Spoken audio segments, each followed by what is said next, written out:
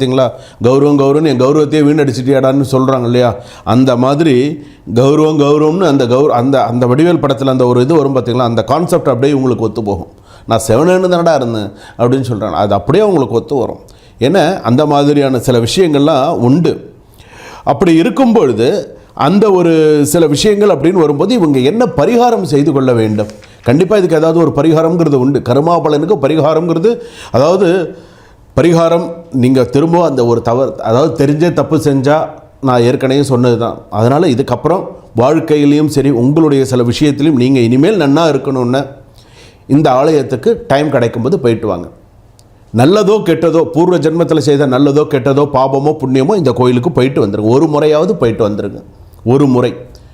எந்த கோவிலுக்கு அப்படின்னு கேட்டால், அஸ்வினி நட்சத்திரம், பரணி நட்சத்திரம், கிருத்திகை நட்சத்திரம் 1ஆம் பாதத்தில் பிறந்தவர்கள் ஸ்ரீரங்கத்தில் பெருமாள் கோவில் இருக்குது. அந்த பெருமாள் கோவிலில்